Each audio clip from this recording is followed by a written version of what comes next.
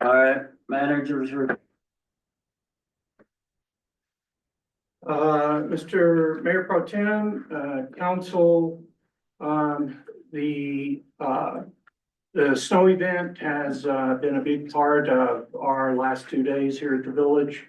That includes almost all departments have been affected to some degree. And, again, our priority is the safety of our employees and our constituents. And that is why, this morning, along with the management team, we made a decision initially to call a 2-hour delay. After that, the power went out because that was at about 4:30 this morning or something like that. We decided on a 2-hour delay, and then subsequent to that, the power went out at the village, at Village Hall. And at that point, we made a call to go ahead and not, open the village today.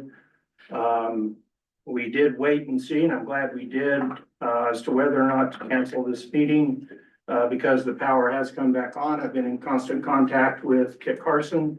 I will tell you that, the portions of the village that have power, it's because the power provider, Tri-State, who, provides bulk power to Kit Carson, they had to change their relay line. So prior to the snowfall, we were getting our power out of the lines that come out of Clayton. And they come through Clayton and come down, actually kind of around and more from the east. But anyhow, back kind of through the mountain range and back in. They had to switch that power source to coming out of Four Corners. So now the lines that are coming out the west, so we have the transfer station down here, and there's lines going east and lines going west. The power was coming from the east, and right now the power is coming from the west. The difference is that the power lines coming from the west only service Angel Fire. They do not service Black Lake. They do not service Eagle Nest. Eagle Nest has been getting some power. It's been rerouted from Taos through Red River to Eagle Nest, because the transmission lines coming in, from the Four Corners area have not been expanded into the, Eagle Nest electrical grid. So that's why we have it. We do have 3 hours of backup, solar backup. The CEO of Kit Carson wanted to hold on to that in case this didn't work. And he felt it'd be more because it's only 3 hours for the village. And he felt that that'd be more important at night than it would be during the day. But fortunately, Tri-State was able to reroute the lines and get us power this morning, just before 10 a.m. So we have lost several transformers in the process. Like Director Epler communicated by Public Works, we lost one that took out one of our phases. We normally have 3 phases in that building. Right now, we only have 2. One, unfortunately, the phase that went out services the wastewater treatment plant and our fuel farm. So we have not been able to utilize the full fuel farm. We have had to buy gasoline from Rockies, which is a little more expensive, but given the conditions, it was needed to be done. As we entered this meeting, that phase still had not been fixed. I was informed by Kit Carson that the outage in Black Lake is primarily due to down lines. The weight on the lines are so heavy that actually 2 of the electrical poles that are above ground going into Black Lake snapped. The electrical, not a tree, the electrical poles snapped. And so they're having to replace those poles. They told me, and this was at about, again, around 10 o'clock this morning, that it'd be 24 to 36 hours before Black Lake would have power again. There are areas in the village that don't have power.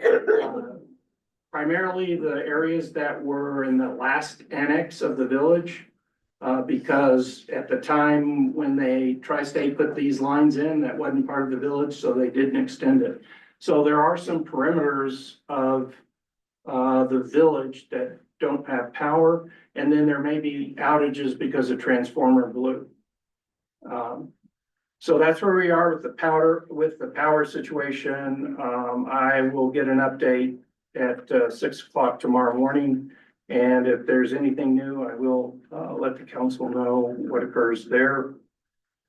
Just so the public knows, the plowing of the streets is much more complicated this time of year because the roads are not frozen. When the roads are frozen, we can put a blade on them and we can just skim the snow right off. It allows us to use both blades and plow trucks to clear the roads. When the roads are not, when they're thawed and they're wet, you can't put a blade on them. Now, the blades are more controllable where you can lift them an inch or so off the ground and you can get most of the snow off that way with a blade. That is not something you could really do with a plow truck because of the suspension on a plow truck, they bounce more. And what you'll do, even if you lift the blade off the ground, you're taking chances of digging into the road and doing much more damage to the road than not plowing the roads. And so what we did was early this morning, Director Epler, he's still here, reassessed the situation, reprioritized roads based on the vehicles we had available. By the way, the plows can do the asphalt, right? Because the bouncing doesn't matter when it's asphalt like it does on a dirt road. So he reassessed it. The roads crew with help from the water department did a fantastic job getting to where they did with the tools that were available to them. They need to be commended, and they worked hard. They came in early. Some of them worked late. Served the constituents of Angel Fire. It's not as good of a plow job as you may be used to in the dead of winter, but there's a reason for that, and we're trying to prevent road damage. It's just part of living in the mountains. It's maybe an unfortunate part, but a part nonetheless. And I think that our team and Public Works did a great job in serving the community this morning. Keep in mind, again, as Director Epperler said, most of them live a canyon away from us. So they're getting to us by coming through some canyon, whether it be Cimarron Canyon or Mora, coming up 434 or coming from Taos. And all of them, one was late, but I believe the rest of them all made it in today, even though the village was closed to plow the road. So big accolades to them. I will tell you, in the finance department, we're making progress. As you saw in our last meeting, we're working on budget right now. We should be ready for y'all. I think you're going to be happy with the budget we'll present to you on the 22nd, I believe, May 22nd. Yes. And hopefully you guys can approve it at that time. You're welcome with the documents you have. They're pretty close to the final. There will be some changes from those documents, but they're pretty close. Bring questions to us now if you have them, if you want, or you can wait and save them for the meeting on the 22nd, whichever you prefer. But the reason we had that initial meeting, it's not statutorily required.